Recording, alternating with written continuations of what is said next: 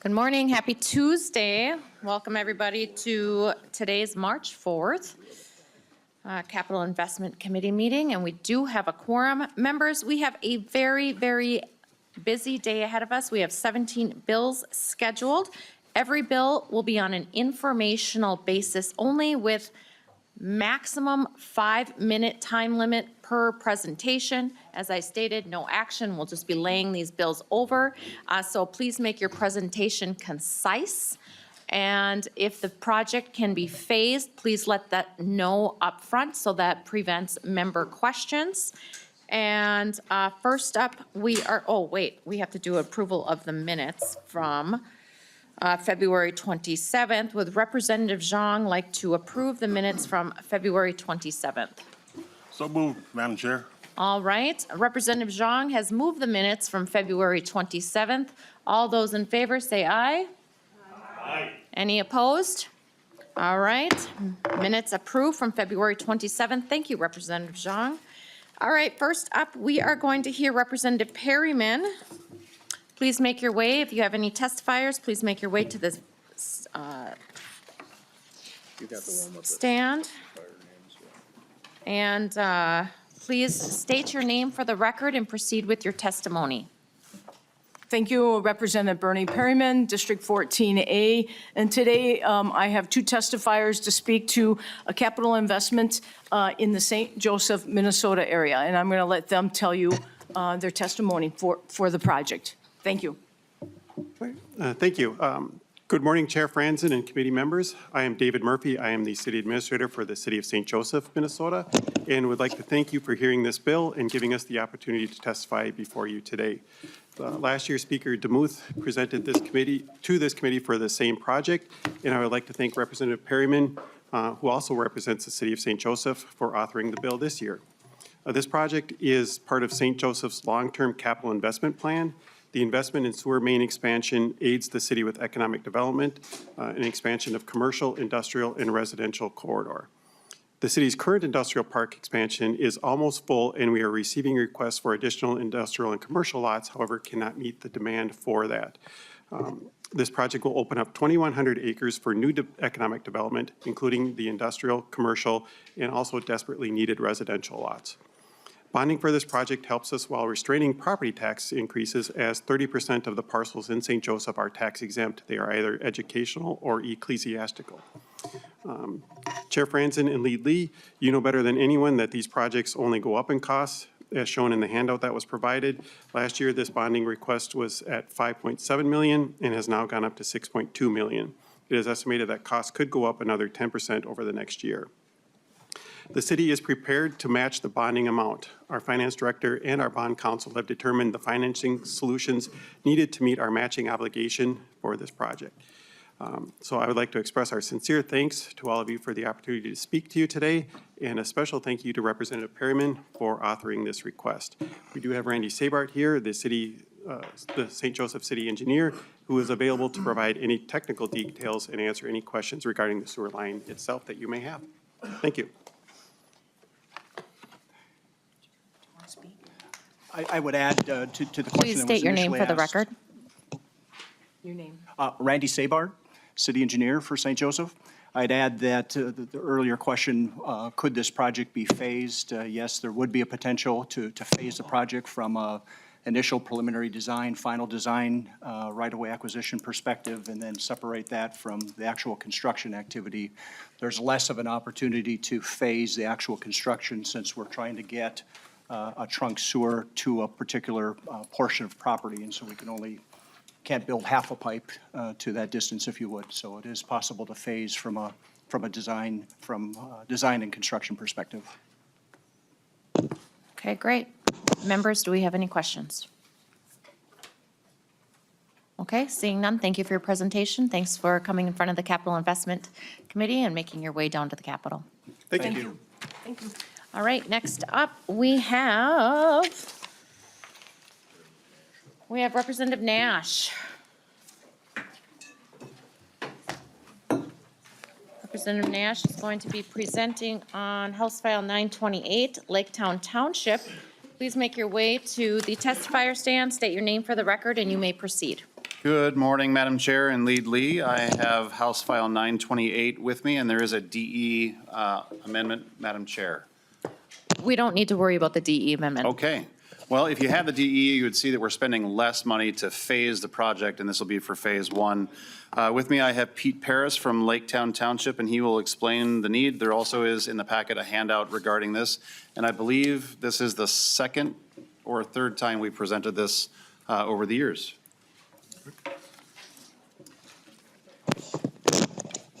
Please state your name for the record. Hello, my name is Pete Paris. I'm the Chair of Laketown Township Board of Supervisors. I'd like to thank the Chair and the representatives for allowing me to testify here today. In 1973, the township entered into an orderly annexation agreement with the cities of Chaska, Victoria, and Waconia. In the early 1980s, the houses around the lakes in Laketown Township had septic systems that were negatively affecting lakes and stream. Because the annexation was expected in about 20 years, the interim solution was put into place. The solution was a Community 201 wastewater system that had a life expectancy of about 20 years, which is about the time of the expected annexation. These systems should have been sunsetted in the early 2000s. We are 20-plus years past their life expectancy. In addition, the materials that were used in the 80s are far below the code that exists today. Many of these systems run between the houses and the lake shore. A portion of one runs across the bottom of a lake. There are currently 209 or 35% of the township households on our 201 system. The other 65% have their own private septic systems. The 4-inch pipe. Oh, is this one yours? The 4-inch pipe. Okay, is this correct? You want to hold that, Jim? Thank you. The 4-inch white piece of pipe was originally installed in the 1980s. The 8-inch green piece of pipe is what code currently mandates. You can see the difference. The small one is Schedule 30, and the large one is Schedule 43, so quite a bit thicker. And the bigger you go, the thicker it gets even. The map in your packet is Laketown Township. The 201 systems are highlighted. You can see the 3 lakes that are adjacent to these systems. Bolton Mink, our engineering firm, estimated the cost of the project at $25.4 million. However, we have broken this project into 2 phases. Phase 1 are the areas circled in black marker on the map. Phase 2 will be scheduled later. On my handout, you will see the breakdown of the funding. Please note the residents on the system are bearing about $30,000 to $35,000 per household, depending on the area. If the residents paid 100% of the cost, their assessment would be about $139,000 per household. Without funding from the state, we cannot move forward. This is why we are asking for this funding. Thank you for your time and consideration. Is there any questions? Members, do we have any questions? Lead Lee. Thank you, Madam Chair, and thank you, Chair Nash, for bringing this forward. So you mentioned a DE. We don't have it for reference. Can you tell us what is the new number for that? 6.4. Madam Chair? Mr. And Lead Lee, Representative. yes, it was the initial ask in the underlying bills for 13 million. The DE would have reduced it to 6.4 million. Not sure why it didn't make it in the packet. It was submitted on time on last Friday, but it would reduce it and enable a phasing of the project. Thank you, Representative Nash. Any further questions? Okay, seeing none, thank you for your time. Thank you. Thank you. Next up, we have Representative Berg presenting with Burnsville Water Treatment Plant. Please make your way to the testifying table, and you may state your name for the record and proceed with your testimony. Thank you, Madam Chair. Representative Kayla Berg, I represent 55B, which is the heart of Burnsville. Madam Chair, thank you for hearing our bill today. We're here to ask for your help on our water infrastructure needs. I know some of you on the committee have come out to the Burnsville Water Plant and seen the conditions there and know that we are indeed in desperate need of help. So the city of Burnsville is requesting $8.55 million to treat surface water and provide clean water, replace water lines and electrical components. We need to remove contaminants like radium from the water in Burnsville, and we are seeking the state's help. Madam Chair, I have with me the mayor of the city of Burnsville, Elizabeth Kautz, who would like to testify. In addition, I have Greg Lindberg, our city manager, and our fire chief, BJ Jungman, who works on our legislative issues if there are any questions. Thank you. Thank you, Representative Berg. Ms. Kautz, thank you. You may proceed. Thank you, Madam Chair. Thank you for the opportunity to speak Would you mind before. just stating your name for the record first? Thank you. I beg your pardon. I should know this. Elizabeth Couts, Mayor of the City of Burnsville. Thank you so much for having us. 100 Civic Center Parkway in Burnsville, Minnesota, 55337.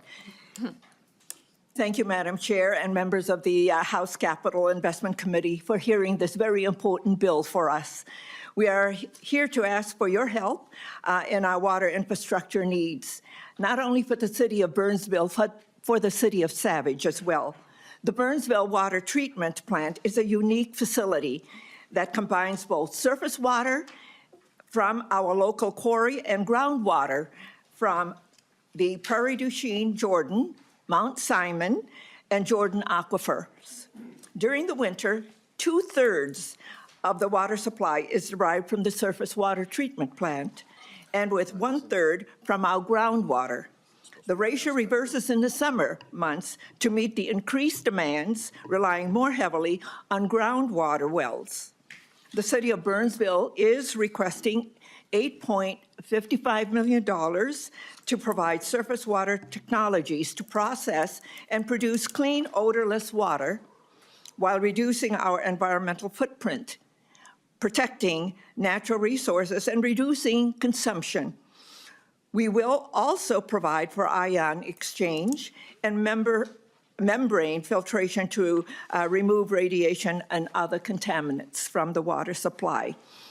We need to replace water lines to reduce leaks and handle pressures. And finally, we need to replace the electrical infrastructure that is part of this project. The city of Burnsville is willing to meet your local match requirements, and we respectfully ask for your help on behalf of the residents and businesses of Burnsville and the city of Savage. Madam Chair, thank you so much, and we have our city manager and Chief Jungman here with us for any questions. We stand Thank you, for Ms. questions. Couts. Members, Representative Breyer. Thank you, Madam Chair. As you said, Representative Berg, we have been out there and seen the plant and seen the need. As a fellow representative of Burnsville, I can vouch for the importance to the community. And you may have mentioned this, but is there any phasing that's possible for this? Or, yeah, thank you. Madam Ms. Chair? Couts. And Representative Ryer, yes, we can phase the project. Great, thank you. Members, do we have any other questions? Okay, great. Thank you for presenting in front of the Capital Investment Committee. Thank you, Representative Berg, and I hope you two have a great day. Thank you so much. Next up, Representative Myers. Please make your way with your testifiers to the stand. State your name for the record and proceed with your testimony. Representative Myers, you have two bills up, Mound and Minnetrista. Yes, thank you. Thank you, Chair. Thank you, Lead Lee. I'm going to be consistent here today with the clean water bills that we're hearing, so thank you for doing that. House File 406 is about safe, clean drinking water for the people in Mound. This is something that I saw every single day when I was out this summer talking to constituents, bottled water in their garage, Colgan. Who I have here with me today is Mayor Holt and the city administrator for testimony. Thanks, guys. My name is Jason Holt, the mayor of Mound. Chair Franson and Lead Lee and members of the Capital Investment Committee, thank you for the opportunity to speak before you today. I would also like to extend my sincere gratitude to Representative Myers for drafting this critical piece of legislation we are discussing today.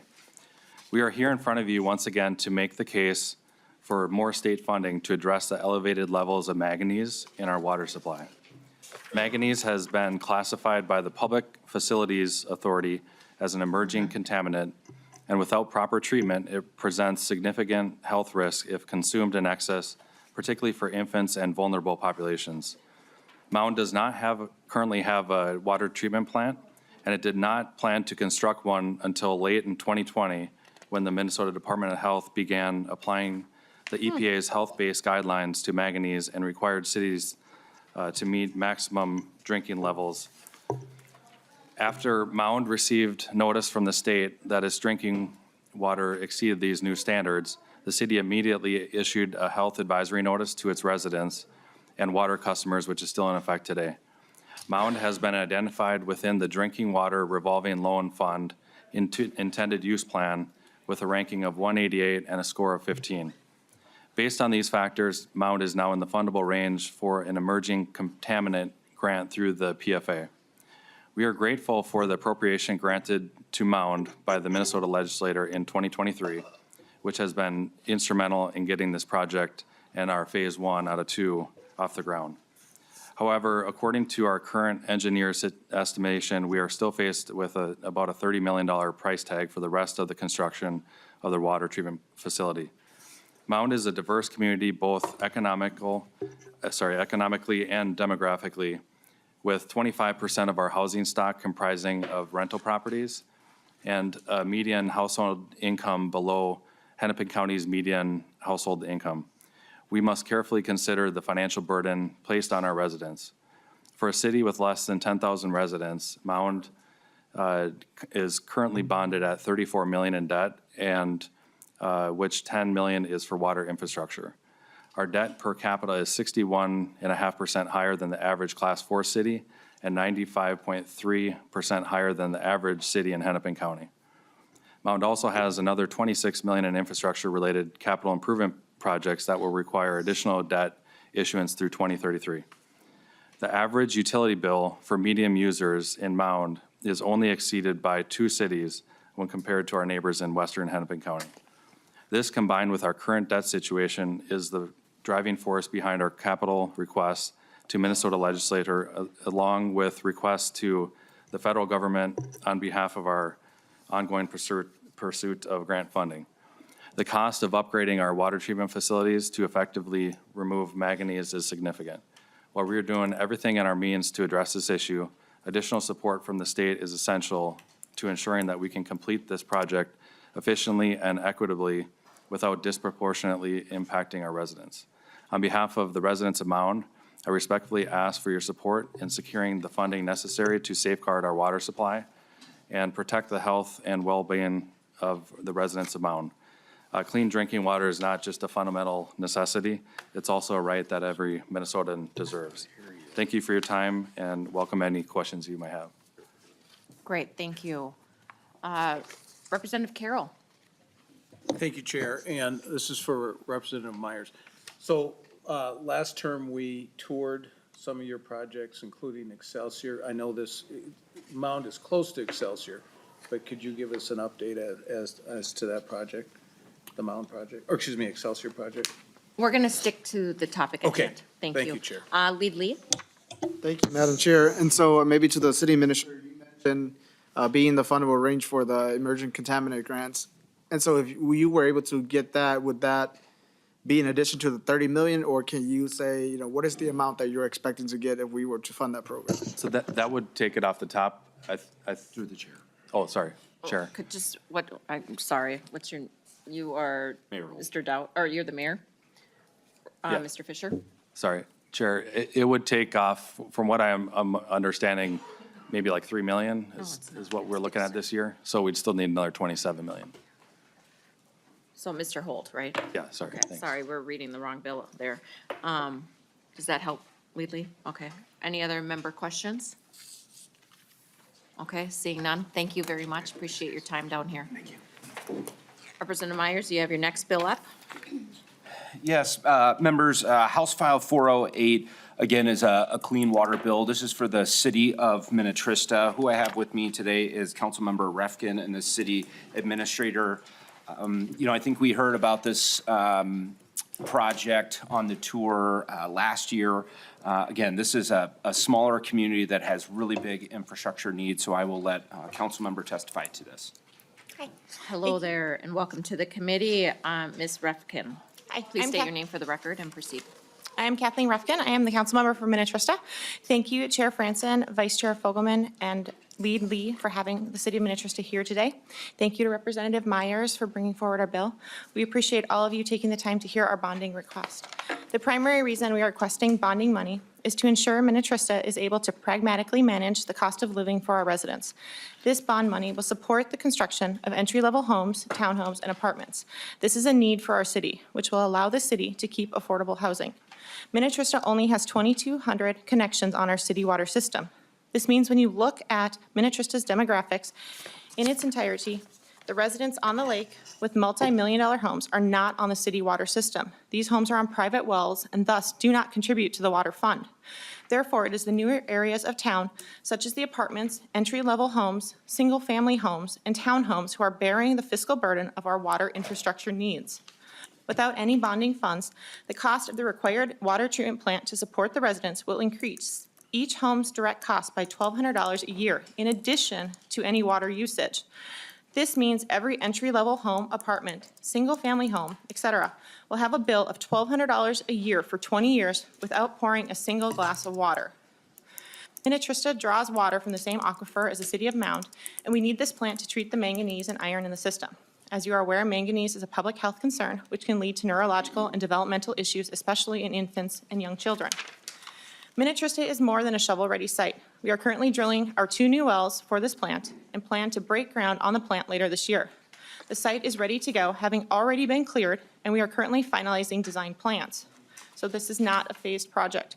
We expect the plant to be completed in 2027, and this plant will sustain our community's water needs until 2050. Minnetrista has already contributed $17 million to our current water system since 2017, and we have never received any bonding money, ever, for any project we've done. Again, thank you for your time, Chair Franson, Vice Chair Fogelman, and Lead Lee. If you have any questions, myself or our city administrator are happy to answer them. Is this project able to be phased at all? We've currently completed phase 1 with the upsizing to connect the current system. We are currently in phase 2 doing the wells, so phase 3 would be the construction of the plant. Correct. So I'm asking, do you need the entire $26,755,000 upfront, or can that be phased in? Chair Franzen, And state your name for the record, please. Jasper Krugel, City Administrator for Minnetrista. Yes, so the amount that we've requested is for the full amount of the project. We would be able to phase this in with a less amount. The city's prepared to proceed with the project. What we're trying to manage is the cost of living for our residents in the entry-level homes. So that's what the bonding bill would support. Great, thank you. Members, Lead Lee. Thank you, Madam Chair. So in your handout, you mentioned that you will need 10 million every 10 years for continuing infrastructure needs. So is that expectation that you'll be coming to the state every 10 years for that 10 million? Or is that just to let us know what is the need for your community going forward? Mr. Krugel. Yes, Chair Franzen, Lead Lee. That's essentially our maintenance that we expect to pay as a community for that. So that's not something that we would be coming to the Capital Investment Committee for in the future. Great question. Members, do we have another question? Any other questions? No? Okay, thank you for making your way down to the Capitol and presenting in front of the Capital Investment Committee. Thank you, Representative Myers. Thank you. All right, next up, we're going to have, yes, my microphone is on. Please, thank you. Representative Olson. Please state your name for the record and proceed with your testimony. Thank you, Chair Franzen. My name is Bjorn Olson. I'm the representative from District 22A. And the first bill we've got for you is the City of Blue Earth is looking at receiving some money for a water treatment facility for there. And here's the real important part that I want you all to grasp is that the City of Blue Earth did a very, very wonderful job of phasing their rates in order to require to have their own money to fix it on their own at the time when it was first built. So when they first built it, they said in order to replace it in this many years, we need to charge this much money. And then the MPCA came in and said, you're out of compliance and you need to make a new one 10 years, 15 years before they had actually scheduled it. And so that's why the City of Blue Earth is coming to ask for funds.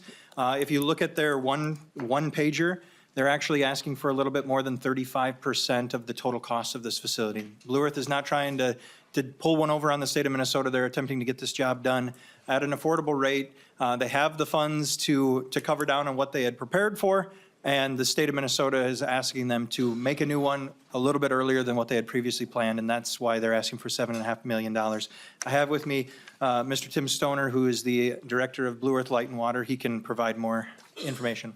Thank you, Representative Olson. Your bill, though, says 7 million, not 7.5. That is what it says. Thank you, Chair Franson. You're welcome. Please state your name for the record, and you may proceed. Sure. My name is Tim Stoner. I'm the General Manager of Blue Earth Light and Water. I'd like to thank Chair Franson and the House Investment Committee. We've been working through this project and planning since 2018, when we realized that the compliance issue was in place. Since then, we've started to raise rates to cover the remaining debt service. We now have a monthly charge of $135 between water and sewer per household. Our town is 3,100 folks. We have about 2,200 meters. The 135 does not account for not receiving the 7.5 million. If we have to rely on the money that we've been raising through rates, our monthly bill will go up to about $150 between water and sewer. We have spent the last 10 years rebuilding all water mains. We've spent our own money through rates. The request for the 7.5 would complete the RO plant as required by the MPCA. Once that's completed, our entire system will be completely remained. Our RO system will be good for another 25, 30 years. We were close. The compliance issue did cost us to act about 10 years to 15 years sooner than we would have retired our plant. We are scheduled for PFA funding in 2025. Like I said, though, the PFA funding will cause those rates to go up another $15.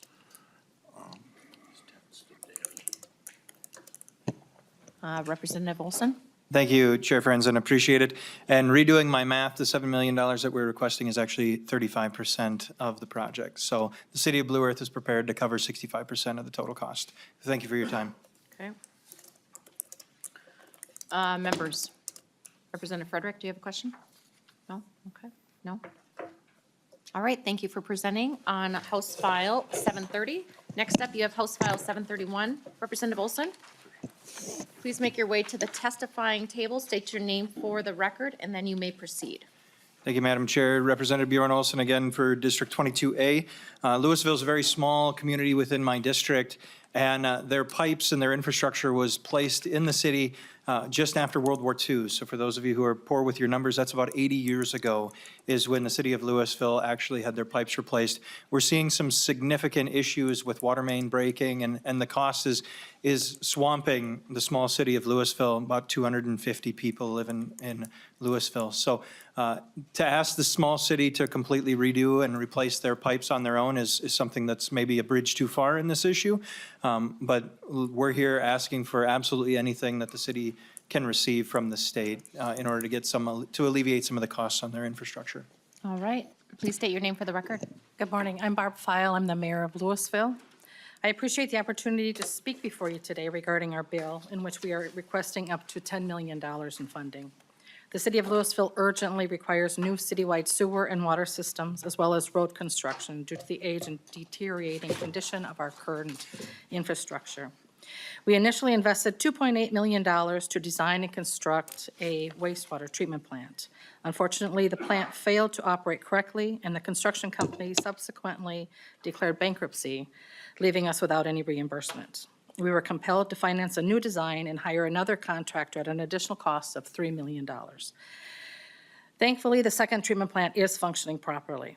This series of events has placed a significant financial burden on our small town, impacting both our current and future financial obligations. Our residents in the city now lack the funds and capacity to finance the necessary sewer, water, and roadway facilities. Our reserves are critically low due to the ongoing replacement of sewer line backups, which continue to fail due to the initial contractor's poor workmanship. Both our sanitary and water systems are over 60 years old, closer to 80 years old, and are in dire need of replacement. The city of Lewisville currently has one of the highest utility rates in Minnesota, with an average monthly bill of $120 for both sewer and water services. Without state assistance, we will need to increase this rate to an average of $190 a month per household. With your support, we would only need to raise it by $20. Additionally, our median household income is the lowest in the state at $47,750, and our residents already pay high property taxes with a city rate of 127%. We respectfully request your consideration of this bill, as our current financial situation prevents us from funding these critical projects. Thank you. Thank you, Chair. This is for either of you. So as I recall, we toured this project last time, and I was, I'm trying to think of the appropriate word, shocked at the fact that this happened and that you appeared not to do anything to pursue recovery. So, and it still boggles my mind that you wouldn't take advantage of every and all opportunities to recover the money, including maybe the contractor recovery fund or anything like that, or seeking litigation against them. I know you say they're bankrupt, but there's opportunities in bankruptcy to recover at least something. So the question is, have you done anything since we last talked to recover it? Unfortunately, we have not done anything in the last year, no. Madam Chair? Why is that? Why haven't you done anything to seek to recover it? Maybe there isn't an opportunity, but I would think That's a good question, and I'm sorry, I didn't realize that is something we could do, and I can certainly look into it. I would love to look into that and get reimbursed for that, because it was a huge loss for our community. Mayor, you need to go through the chair before you. Oh, I apologize. No, that's it. Thank you. Appreciate it. Any other questions, members? No? Okay, thank you for presenting today on the capital investment committee. Representative Sexton, you're going to have to hold this kind of thing, and then you walk in and we have just access, we'll get to us now. Please make your way to the testifying table with your testifiers. Sorry, we're juggling the schedule around a little bit, people to fit members in, those of us that are on the committee, and we're just there.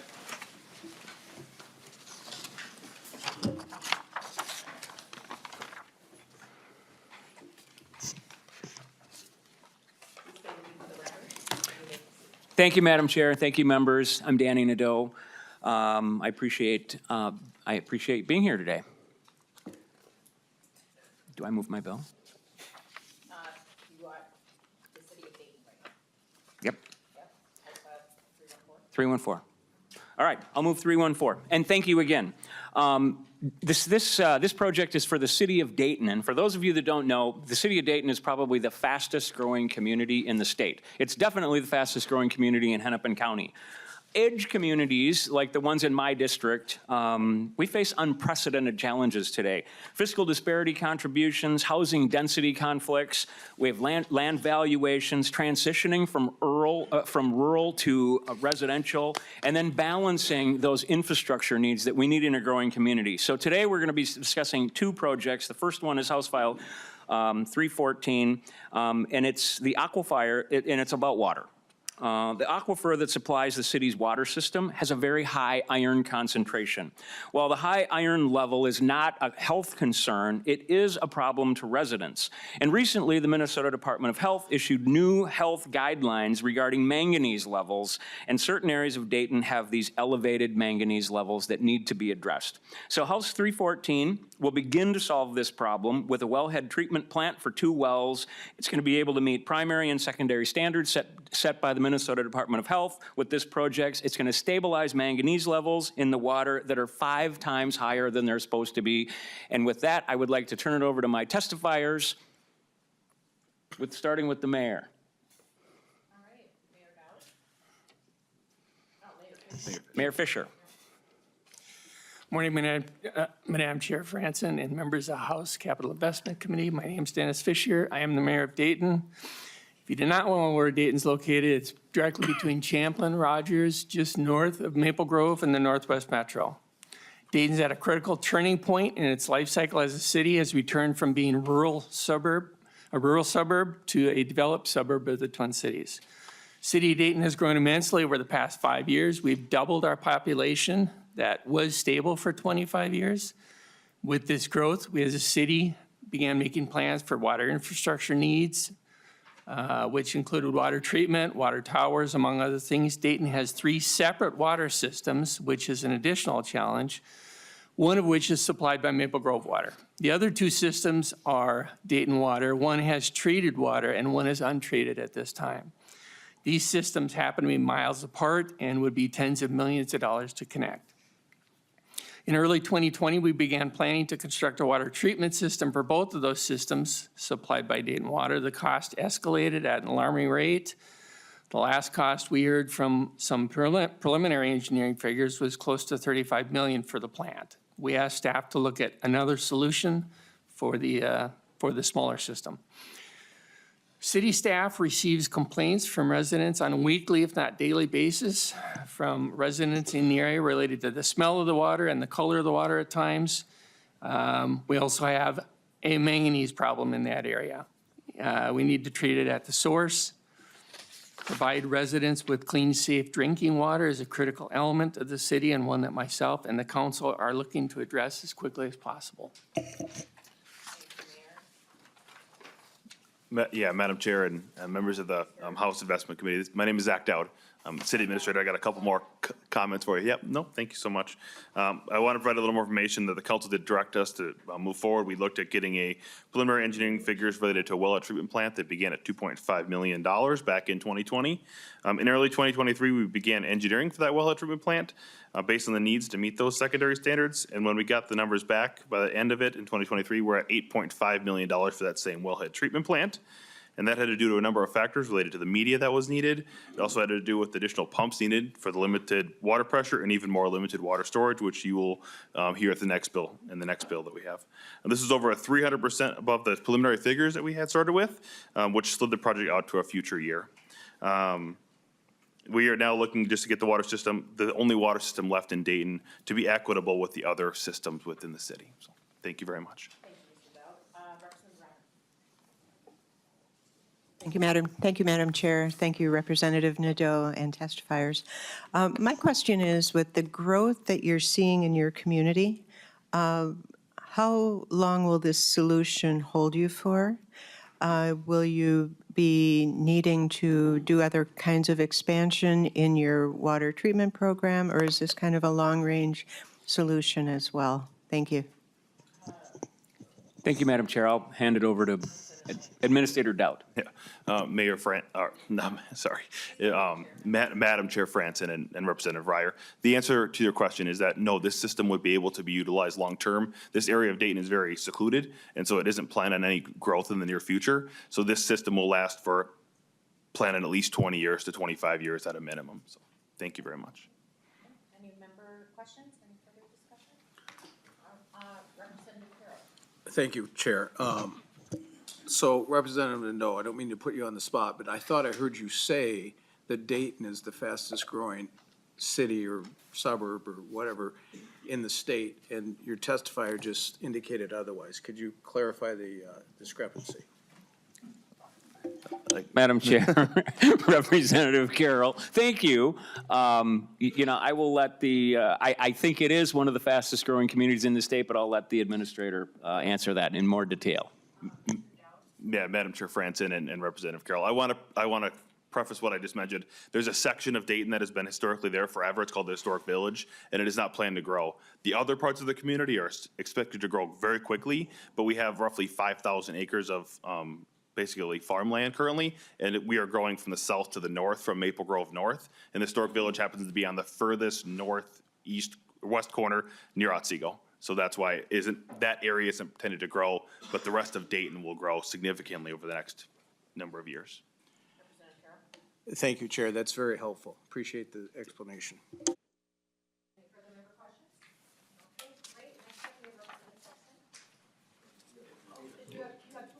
One more.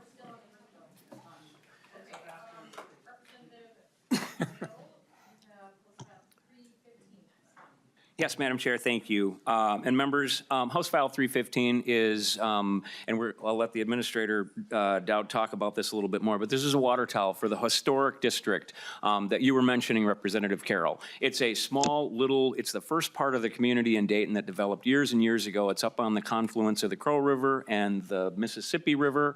It's a very small area. It's very secluded from other areas. And this is a water tower request that will allow fire suppression activities to occur up there. There is a very minimal amount of water pressure up in that area, and with that, I will turn it over to the Administrator. All right, Mr. Dowd, please state your name for the record again, since we're on a new bill. Yes, Madam President, my name is Zach Dowd, City Administrator. I'm going to hand it over to the mayor. So, Sorry. Thank you very Okay. much. Mayor Fisher, please state your name for the record again. My name is Dennis Fisher. I am the mayor of the city of Dayton. Previously mentioned, but worth noting again, the city of Dayton has grown immensely over the past 5 years, doubling our population. With this growth, we as a city began making plans that all the suburbs in the Twin Cities have, including water treatment, water towers. Dayton has 3 separate water systems, one of which is supplied by Maple Grove. The other 2 systems are supplied by Dayton Water. One has a water tower, one does not. These systems happen to be miles apart, would cost a lot of money to interconnect. So to address the growth we've seen, we initiated the construction of a new well in 2020, which was completed in 2021, to supply a redundant system for supplying the water in the Dayton area known as the Historic Village. This is the first project to expand water capacity in this area of Dayton since 2000. Shortly after that, the city had planned on acquiring a parcel of land and constructing an underground storage facility with the help of a developer. However, this development never made it past the planning stages, and the land nor the underground storage was never constructed. Providing water is critical to residents, and not having the ability to receive water during power outage or during fire emergency, we aren't able to provide remotely adequate water supply to keep our residents and their property safe. As the mayor, I'm at the forefront of addressing these water issue concerns.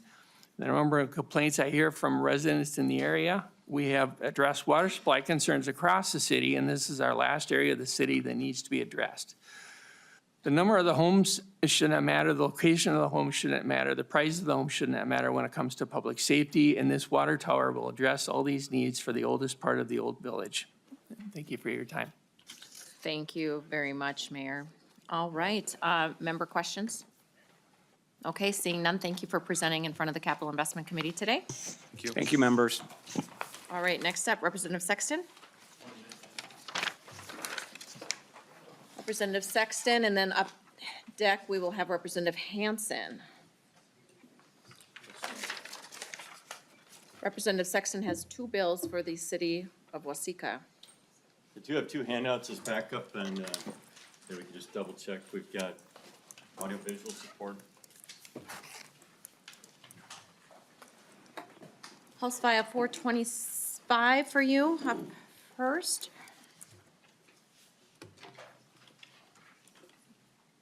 You may state your name for the record and proceed. Morning, Madam Chair, Lead Lee. I'm Representative Tom Sexton. Joining me this morning is Mr. Carl Sonnenberg, City Manager for the City of Waseca. He has served City of Waseca for just short of 45 years at this point, so we appreciate all of his service as well as historic references. This morning we are looking at House File 425 first, our sanitary sewer improvements. Let's see, we did bring it up. Thank you. Mr. Sonnenberg will go over with slides a little bit more detail, but I just want to focus on the very important parts of this particular bill is the fact that we have a huge problem with inflow and infiltration to a point where during a heavy rainfall, or now I believe we're calling that the new normal rainfall, it overwhelms our sanitary sewer system and actually causes us to have to redirect sewage flow into our largest lake, Clear Lake, which is on the right side of the screen there. So we'll be letting Carl take over from here, and we'll be entertaining your questions as well after that. My name Mr. is Carl Sonnenberg, please Sonnenberg. state your name for the record, and you may proceed. Please go through the chair. Thank you. Thank you. My name is Carl Sonnenberg, City Manager, Utilities, Public Works Director for the City of Waseca. Thank you, Chair Franson, honorable members, for allowing us to testify. Appreciate the opportunity. We testified in 2023, and we fell short, and we're back to try again. I do have to acknowledge our federal partners. Both of our senators and our representative have, in fiscal year 2024, allotted the city of Waseca $2.1 million for I&I work, which the city of Waseca started in 1983. So we love phasing. And in 2.1 for I&I, and also through CDS funding, we have received $750,000 for the tower project. In the last 10 years, the city has spent $5.5 million on water utility infrastructure, which is leading us to this ongoing request for a brand-new tower.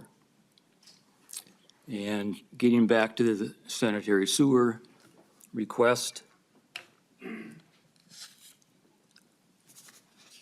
our current bills on a monthly basis on sanitary sewer are 170% higher than the average of Owatonna, Faribault, and Mankato. We can't compete. So that's the large reason that we're here asking for funds. The MPCA negotiated a schedule of compliance with Waseca, and our completed 5-year plan has reduced I&I. However, over 50% of our raw sewage releases to the storm sewer system occur near the Mayo System campus. The core sewers in Old Waseca drain to the hospital sewer shed, and we need to invest in this hospital sewer shed near the Mayo System campus. And at this time, I would stand for questions on the sanitary sewer request. Thank you, Mr. Sonnenberg. Members, do we have any questions? Lead Lee. Thank you, Madam Chair, and thank you for presenting. So for this bill and the next bill, you have language in there saying that there should not be a non-state match. And so is it the expectation that you want the state to fully fund both projects, or can the city help with some portion of the cost too? Mr. Sonnenberg. Thank you, Chair Franson, Honorable Member Lee. The answer is that we currently have a CIP program that has both projects. We can afford approximately $250,000 a year in our current CIP funding, and so that's why I love phasing. So yes. All right, Representative or Lead Lee, do you have any other member comments? All right, seeing none, thank you for presenting in front of the Capitol today on this bill. And then you are up again, so don't leave, with House File 426, Representative Sexton, and then I'll have you state your name for the record again for this new bill. Good morning, Chair Franson, Lead Lee. I am Representative Tom Sexton. Seated next to me is Mr. Carl Sonnenberg, our city manager. This bill is House File 426 for our water tower.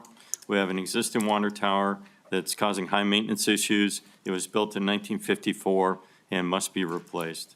We're very concerned about ensuring the high quality of water continue to flow not only to all our residents and make sure that we have enough flow for fire pressure amongst our residents, but we have some unique residents within Waseca.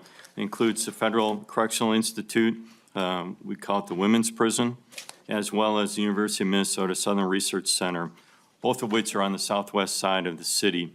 And the water tower will be located over on the west side of the city to make sure that not only new housing in the area, but also these facilities are seeing clean water, water pressure to support all of their activities. And to Mr. Sonnenberg. All right, thank you. Mr. Sonnenberg, please. I'm sorry? Please state your name for the record. Yes, ma'am, thank you. Carl Sonnenberg, City Manager, City of Waseca. Thank you, Chair Franson, honorable members, for the opportunity. We appreciate it so much. The water tower project, we are phasing that in. The total costs, we're looking at 7.5 million over the course of time. In the 1990s, we replaced an 1894 tower, which the former mayor and I had the pleasure to climb and to see the rivets falling out. And so we've been very aggressive with our water system program for the last 35 years. And the tower that you see is the 1994 tower, which is on the north side of town, which we built to replace the 1894 tower.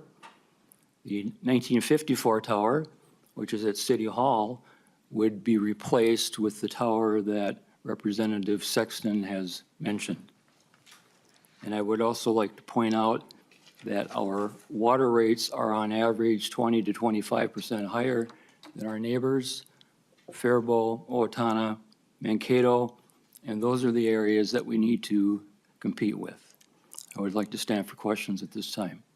Thank you, Mr. Sonnenberg. Representative Scraba, who's been quiet all day. Thank you, Madam Chair. Representative Sexton and Manager Sonnenberg. The best way to Hi. make. You had said that your rates are high as your neighbors. Where are they in the state as far as state averages? Mr. Sonnenberg. Thank you, Chair Franson, Member Scrubba. I do not have a direct dollar amount for that question. We are in competition regionally. We're not in competition with the city of Virginia, for example. So it's the regional competition that we are here to address, sir. Representative Scraba.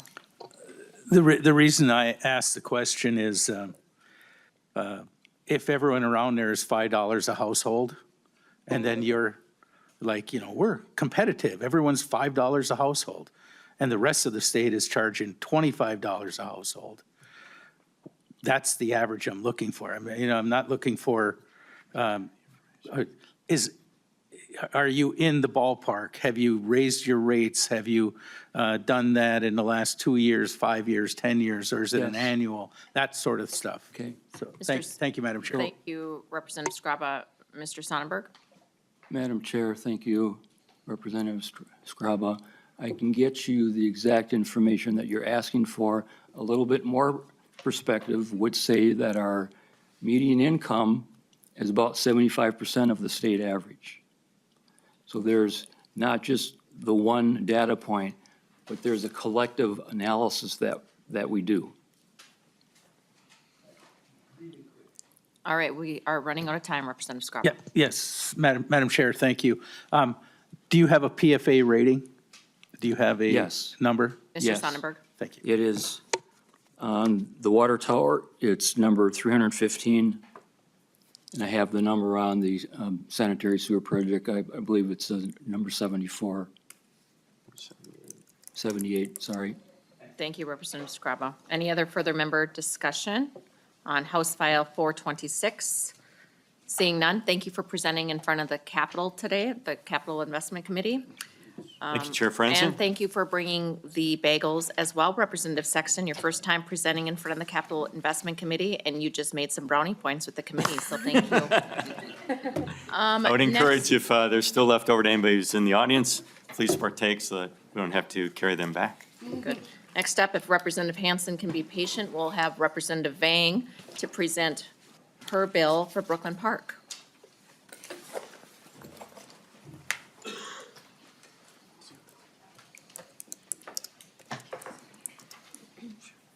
Please state your name for the record and you may proceed. Thank you, Madam Chair. I'm Representative Vang, and I'm here to present House File 1017 on behalf of City of Brooklyn Park. The City of Brooklyn Park is embarking on a bold vision for our future based on aligning with Minnesota goals around bio and med tech innovation. We are requesting $4.5 million for a vital water main crossing that would drive investment throughout the Northwest Metro and in Minnesota. Brooklyn Park is the 6th largest city in Minnesota and the 4th largest in the Twin Cities. There's about 250 acres of the Biotech Innovation District at the intersection of Highway 610 and 169, which will be a catalyst for economic growth and will create accessible, high-paying jobs while addressing income disparities. We are investing in workforce development and aligning our efforts with key partners such as Medical Ally and Greater MSP. And the state investment is in the underlying infrastructure critical to the foundation of this work. I know this is also an informational hearing, so I do have a technical amendment which adds the administrative agency, the Public Works Facility, to administer the bonds. And I have 2 testifiers here with me today, Mayor Hollis Winston and City Engineer Mark Culver. All right, to the next testifier, please state your name for the record. You may proceed. Thank you. My name is, Mayor Hollis Winston, Chair Franzen. Thank you. Lead Lee, I'm taking notes on running a meeting from you, so I appreciate that. So just very quickly, our city is the 6th largest. We have a ton of diversity within that, and that is ethnic to economic. And so that often creates for, in our case, a very modest tax base. So if we look at our budget as a city and our public safety is not wasting dollars, right? But they are 55 to 60% of our budget. If we turn to LGA to try to offset that, we receive some of the lowest given our size within the state. And so we have said we're going to make a decision to grow our way out of that. And so as Representative Vang pointed out, we sit on the Medical Alley corridor. So there's a ton of medical device companies, research companies there. And so we're looking to grow our way out of that. And a big part of that is the biotech district, which we were able to get set up last year. We're looking to build on that piece. That'll bring roughly 10,000 jobs, probably about 3,000 units of housing, and we will be able to affect folks who have been in poverty for quite some time. We're looking to connect them to those opportunities. However, to do that, we need to, have that water main built, which will be 610 and 169. My understanding is that is a state responsibility. So for us to not disrupt traffic, that kind of pushes the price up. And so that's why we're requesting the $4.5 million so that we can build out that area. And then we get a return on investment that allows us to afford our city long-term. Thank you. Thank you, Mayor Winston. Thank you, Chair Franzen. Just building on the State mayor's. your name for the record. Thank you. Mark Culver, City Engineer, City of Brooklyn Park. Quickly building on the mayor's testimony, these 3 water mains that we need to installed to serve this isolated portion of Brooklyn Park, which currently does not have any water infrastructure serving it, does have to cross underneath 2 major MnDOT facilities, which requires expensive and sizable steel casing, as well as upsized water mains, because we're not going to install several crossings. We're going to install as few as possible, which means we have to install larger crossings. So in order to serve the 400 acres on that side, we need to install these water mains at $4.5 million, and then additional costs for getting the water mains to that point and installing the additional items related to those. So thank you. Great, thank you so much, Mr. Culver. Members, do we have any questions? Okay, seeing none. Thank you for presenting in front of the committee today, Representative Vang, and thank you, Mayor and Mr. Culver as well. Thank you, Madam Appreciate Chair. you. We are just cruising along, members. We're almost wrapping up here. So we have Representative Hansen up with 3 bills. So I encourage members to ask him many questions because he likes that. A series of questions. I don't know if I should say thank you, Madam Chair. I will try to be brief, as the others. Thank you for the opportunity for 3 bills. The first 2 bills relate to the city of Newport, so I have the Mayor of Newport, Lori Elliott, and City Manager Joe Hatch here to provide details. Similar to Representative Sexton, this is an infiltration request. The unique situation with Newport is we are in the Met Council jurisdiction, so there are consequences for having infiltration. We are also right next to the Mississippi River. So any backflow, any sewage that gets in there, gets into the river fairly quickly. We also have old pipes that are in bedrock, and so when that river floods, the water goes over the pipes right near the river. If you haven't been to Newport, I can give you a personal tour anytime. But between Highway 61 splits the city in half. And there's an older community that's between 61 and the river. Older houses on the floodplain that have been there for a very long time. On the east side of 61, you have the bluffs that go up into Woodbury and Cottage Grove. And there has been some new development that's occurred there. But the city staff and mayor will describe kind of the challenges we have with the expenses. I would also note Newport is a town of about a little over 3,000 people, also carries an immense debt load, and the capacity for levies or assessments is somewhat limited. So with that, the mayor. Thank you. So, State your name for the record, and you may proceed. my name is Lori Elliott, and I'm the mayor of Newport. Thank you, Representative Hansen, Chair Franson, and members of the committee. I had the pleasure of speaking to some of you in October 2023 during your bonding tour. This is a follow-up to that request that was done at that time. So the inflow and infiltration of rainwater into our system is pretty significant. We had one 3.1-inch rainfall event that resulted in almost 3 million gallons of rain being treated as if it was sewage. The holes, the cracks, the misalignments of pipes due to aging, and the movement of the bedrock has caused significant problems. And that that almost 3 million of gallons was processed over a 24-hour period. So due to the bluffs and the topography there, it was pretty significant.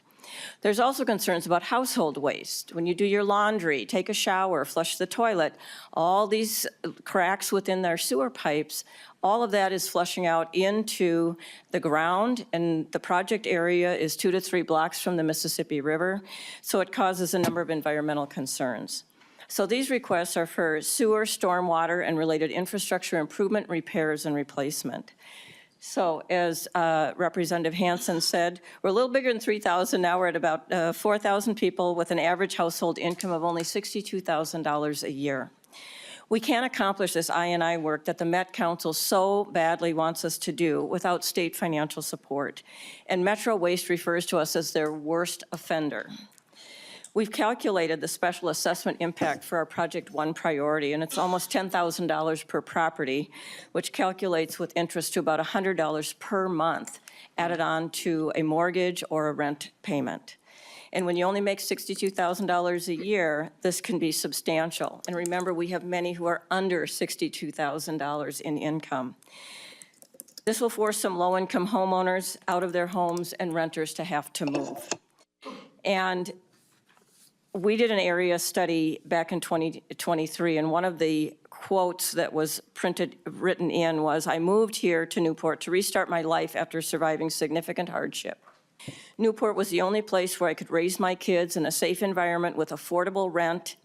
Instead of a low-income city apartment, I got to rent a place with a yard and a garden. It's incredible. I never want to lose access to that privilege. I just fear being priced out of such an amazing place that I've worked so hard for."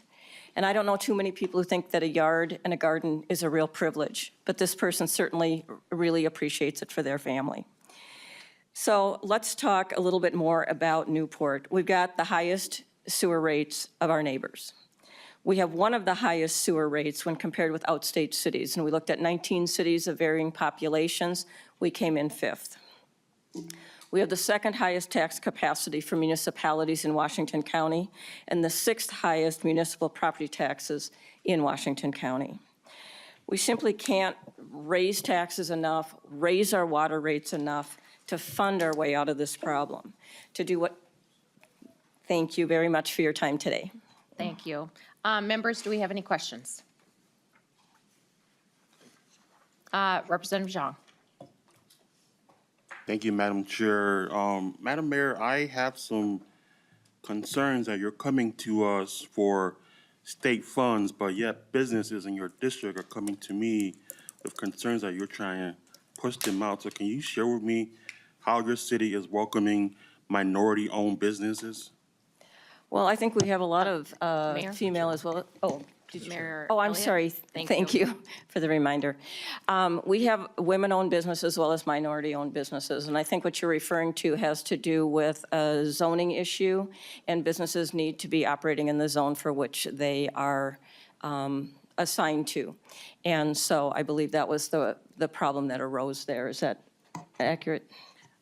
Let's see here, we have Mr. Hatch. Correct. Joe Hatch, City Administrator, City of Newport. Chair Franzen and Representative Ziong.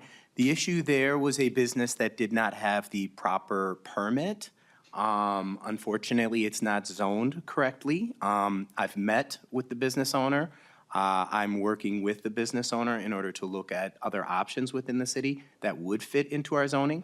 So working very closely with them. Thank you for that description. Representative Zhang, does that answer your question? I just wanted to follow up comment saying that I have been trying to reach out to your offices to have this conversation. And so the response you're giving to me is totally different from what your business owners are sharing with me. Okay, Representative So Zhang. if you want to move forward with this funding request from us, I'd like to see some responses too. Thank you. I don't know who he's reached out to. Mr. Hatch. Chair Franzen, I've met with every business owner that reaches out to the city. There has not been anybody who has reached out to the city and not got a response. I take that extremely seriously. Thank you. Members, we have testifiers here to testify for the bill at hand. If there are other circumstances you're concerned about, you can talk to them offline. Thank you. Representative Hansen, that concludes House File 652. Unless there's further member questions, seeing none, we will move on to House File 761. We were testifying on both of those bills. Yes, ma'am. Yes. I still have to say Thank you. so. Thank you, Madam Chair. Representative And House File 761 is very similar. Everything that has just been said would apply to that. It is phasing, so we have, if you put the two projects together, you can see the entire amount. Thank you, Representative Hansen. Did you want any other further testimony on your bill? I think before I hit my 5-minute mark, thank you. You want to state your name for the record? I again? just, Thank you. yes, Mayor Lori Elliott, City of Newport. So Metro Waste really wants us to resolve this issue as their worst offender. We know we have a responsibility for infrastructure as well as protecting the environment. And we also know we need to be aware of the financial limitations of people who live in Newport. And for that reason, we really do need state assistance in order to accomplish this. So thank you again for your time. Thank you very much, Mayor Elliott. Representative Breyer. Thank you, Madam Chair. Thank you, Representative and testifiers. Just a clarifying question. These two bills are both I&I bills. Can you give a rough sense of where they are? I know Newport a little bit, but not well enough to read the street outlines. So I think, unfortunately, your map's printed out in black and white. Mayor Elliott. Thank you, Madam Chair. Unfortunately, your handout's printed out in black and white, so we are very happy to report we have completed the long block nearest to the Mississippi River in 2024. We are now moving towards Highway 61, and we are now about 1/3 of the way there with this request. And we find every time we go down in video and take a look at what's going on, we find something that's even worse than what we found in the last go-round. So that's where we are. Does that help? Representative Breyer. Thank you, Madam Chair. I still don't understand why there are two separate requests, even looking at the map. Thank you. Yes, so Mayor Elliott. Madam Chair, we have just tried to describe them as the north end and the south end. We're working from the north to the south. This has to do with the way the water stormwater flows into the city of Newport. So if you just look about halfway, that's kind of where we are, yeah. Okay. Representative Hansen. Madam Chair, maybe if you know where Tanucci's is, so if you go south of Tanucci's and you look to your right, and you will see that community there, and going south on that side, on the west side of 61. Got it. All right. Did you want to add anything to that, Mr. Hatch? No? Okay. Any other further member questions?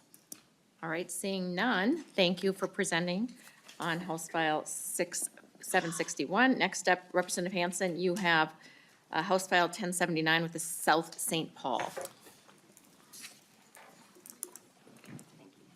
Thank you, Madam Chair, and while Mr. Garcia is coming forward, House File 1079 is drinking water infrastructure improvements. In an earlier committee, I had mentioned, that the city had applied for fixing a radium in a well, about $8 million. Because we did not have a bonding bill, we had to go forward. We've also had additional expenses potential expenses of $6.6 million to address PFAS. So the bill in front of you today is a $3 million request for kind of connecting valves, items in that if we don't get the PFAS right away, if we still have to pay on the radium, we have tasks that we have to get done. So these are critical infrastructure to make. We are an old community, and I have with me City Manager Mr. Garcia. All right there. I did not hear the name, Mr. what? Garcia? Okay, Mr. Garcia, please state your name for the record. You may proceed. Madam Chair, thank you. Ryan Garcia, City Administrator, South St. Paul. Representative Hansen did a nice job of summarizing our request, and just to contextualize it a little bit, in 2023, well, previous to that, in 2019, the Minnesota Department of Health identified elevated levels of radium in our well number 3, and gave us a directive that we needed to construct a water treatment plant at well number 3. In 2023, we did have a request for capital investment for assistance with that water treatment plant. Unfortunately, that was unsuccessful in 2023, but we did proceed with the drinking water revolving fund to finance that. The impacts of that on our community were significant. Our year-over-year utility bills on the median residential water bill increased 23% in that first year and another 10% here in the second year. In round numbers, that's about $640 a year to the average residential home in South St. Paul. Bear in mind that we do have an older housing stock. 25% of our homes were constructed before 1939, and a full 80% of our homes were constructed prior to 1969. So an older housing stock, and that's where this bill really starts to resonate. The improvements we're seeking are for pressure control valves throughout the city in areas of fluctuating pressure where fire suppression reliability and really water pressure reliability for our customers is unpredictable and unreliable. These improvements would solve that problem. We did defer these actions. They have been in our capital improvements plan since 2019. We deferred them to place a higher priority on that radium treatment plant. We do face, as Representative Hansen acknowledged, we do face the impacts of PFAS in our well number 4. Just last April, we were notified with the EPA's limits having increased, that we did have that well number 4 that increased. We are currently studying that impact. We do estimate $6.5 to $7 million improvement for PFAS treatment at that well, which again will have that pretty proportional impact on our paying customers. So we're looking for some assistance with these deferred issues. They are a matter of public safety more than drinking water quality, but we are addressing those drinking water quality issues sort of through other mechanisms. Thank you for your time. Thank you there, Mr. Garcia. Members, do we have any questions? Leadley. Thank you, Madam Chair. Mr. Garcia, just a quick clarifying question. So in the bill, you have a general fund. Is there a reason why it's a general fund request, or is that just more for drafting and could be general fund or GO bonds? Mr. Garcia. Madam Chair, Leadley, thank you. I don't know that there's a specific reason for that. I might lean on Representative Hansen. Representative Hansen. Thank you, Madam Chair, and Representative Lee. That's because we had the bill redrafted from last year. We were leaving no stone unturned. So we knew that this, it was better to get the bill drafted and introduced and get it in front of you and hopefully get the source of funding we can. That's one thing that's good about bonding. We can work on the language as we proceed. Thank you, Lead Lee. Representative Hansen, did you have anything else to add? I'd just say I'd appreciate any support you can give on this. This is, these are old communities, speaking for all three, that are right along the river. Water impacts not just the residents, but the entire Mississippi River watershed, so. Thank you. Thank you Members, for do your we have any support. questions for Representative Hansen? Representative Zhang, thank you for not disappointing me. I just have a question. I'd like to follow up with Ryan Garcia after this, if you could hold off before you leave about some other legislation matters. Thank you, Madam. Okay, great, Chair. thank you. All right, thank you, Representative Hansen. Thank you, Mr. Garcia, for making your way down to the Capitol today. Thank you. Let's see, next up, we have Representative Lawrence with House File 1056 for the City of St. Francis. Please make your way to the testifying table with your testifiers, state your name for the record, and you may proceed.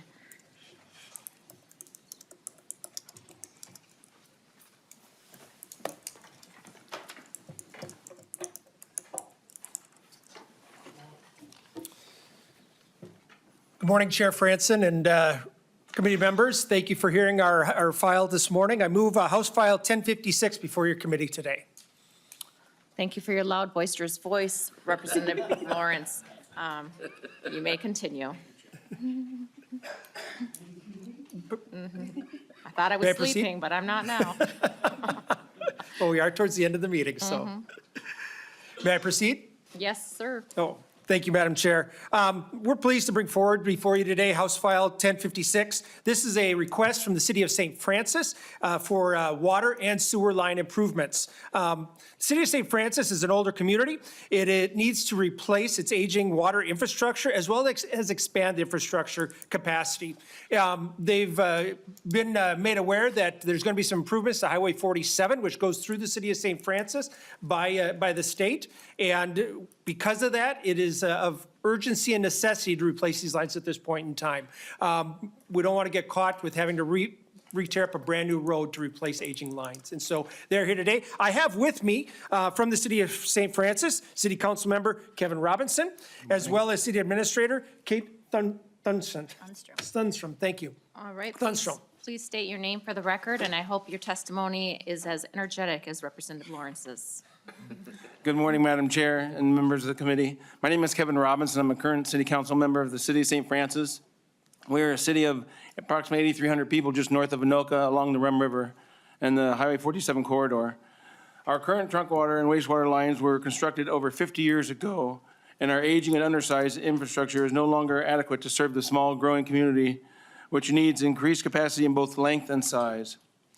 Making this project more urgent, MnDOT will be conducting a reconstruction project for Highway 47 corridor, which goes through the center of our city and which overlays also on top of our water and wastewater infrastructure. To prevent having to do it over twice, as it were, to prevent having to tear up the road twice, and we need to complete the freshwater and wastewater project before and or during the reconstruction of Highway 47, which is a project that is needed to address safety concerns as well, which we'll be taking care of shortly. Because of the road projects, it is needed urgently for the region. The timing of the water and wastewater project has become more urgent so that we can align the construction to prevent inefficiencies and added costs of tearing up the regional roadway multiple times, which is why we are seeking your assistance today. Thank you again for your time, and on behalf of the City of St. Francis, I'm happy to be here, and we're, with Kate and I, we can answer any questions that you may have. Thank you very much. Thank you, Mr. Robinson. Members, do we have any questions here? Okay, seeing none, thank you for, did you want to add something? Madam Chair? There, Ms. Thunstrom? Madam Chair, members, Kate Thunstrom, City Administrator. St. Francis is a standalone water and sewer facility with a smaller size. So it is important for us to keep this both as a timely project with the highway because of that efficiency, along with the costs that would be a burden if we try to do this outside of the project. With that, we are doing this in phases. The city is prepared to meet our match, and I am happy to answer any additional questions. Thank you, Ms. Thunstrom. Representative Scraba, please proceed. Thank you, Madam Chair. Question to any of you. The MnDOT Project 47, what costs is MnDOT passing on to you for water or wastewater infrastructure for their movement of the road, if there are any? Ms. Thunstrom? Madam Chair and Committee, so MnDOT, the project that we are doing with the highway doesn't include any of the actual infrastructure for the water and sewer. So that is 100% the city at this time, as they will work with stormwater and the pavement up. The city is responsible for our trunk lines. Representative Scrabba? Yes, thank you, Madam Chair. I guess, is the road, is any of the infrastructure under the road? If the road being moved, do you have to work on your infrastructure under the road or move it or anything like that? Ms. Thank you, Madam Thunstrom? Chair. Madam Chair and committee members, so part of the infrastructure does follow alongside the highway, but where we're running into our greatest cost is at the intersections, where we would need to dig up those intersections for the major connections to the trunk. So that's why it's imperative it is done either before or at the time of the highway project. Okay. All right. Thank you, Madam Chair. Thank you. Any other further member comments? All right, thank you for presenting in front of the committee today. Representative Lawrence, did you have any final thoughts? Madam Chair, thank you, committee members. I think it is one important thing to point out is that the project of the water infrastructure is an $8 million project, and City of St. Francis is coming along to ask for help with this project at a $3 million request. So, Madam Chair, thank you, committee members, thank you very much. Thank you, Representative Lawrence. Final bill, I believe, up, we have Representative Hill. Representative Hill, I do not have a list of testifiers for you or any handouts, so you'll have to make sure we get that information. Thank you, Chair Franson. With me is representing Scandia is Les Heen, who's going to share a little bit more about our Bliss Neighborhood Water Project. Bliss Neighborhood Water Project is something that we brought to the committee 2 years ago, and it was something that was approved and that we moved forward with. This is a project that is on the St. Croix watershed and that needs to get done. And so with that, I'll turn it over to Mr. Heen to share more. All right, Mr. Heen, please state your name for the record and you may proceed. Thank you, Chair Franson. My name is Les Heen, and I'm representing the city of Scandia. And thanks to the committee members and Representative Hill for working on this with us today. Scandia is located in the northeast corner of Washington County, next to Chisago County and the St. Croix River, and it's a community of 4,000 residents. The city is asking for assistance in improving a wastewater treatment facility that is not designed to meet current MPCA regulations. The Bliss sewer system was built in the late 1980s, and it's an underground sewage treatment system that serves 79 homes on the west side of Big Marine Lake. And the system ensures proper wastewater treatment before water is released back into the environment. There are new MPCA regulations and that came out in 2021 and require the removal of nitrogen and phosphorus from the treated water. The system was not designed to remove these nutrients when it was installed over 30 years ago. So new treatment infrastructure is needed. I would add that the city, Representative Hill mentioned that we have been here before. From the time that we first started introducing legislation on this in 2022, the project cost has gone up. We talked with city consulting engineers last week after this bill was introduced, and they now estimate the cost would be $2 million. An important point of this, of why the city is asking for this, is that the Bliss neighborhood residents, as I mentioned, it serves 79 homes, and they are already paying $128 a month for sewer service. If they were to shoulder the entire responsibility for these changes, the Bliss residents would see their monthly sewer bills go from $142.33 to $564.72 per month, which is approximately a $400 increase in their monthly sewer bill. With that, I know that in the interest of time for the committee, I appreciate the time to be here today, and we appreciate the committee's consideration of the request from the city of Scandia for the Bliss project. Thank you. Thank you, Mr. Heen. Representative Hill, members, do we have any questions for either Representative Hill or his testifier, Mr. Heen? Okay, seeing none, thank you for presenting in front of, oh, I should give you final comments, which is I've been forgetting to give members that. No, thank you for the opportunity today. All right, thank you, Mr. Representative Hill. Okay. I see that we have no other bills to hear. I want to thank members so very much for another exciting day in the Capital Investment Committee.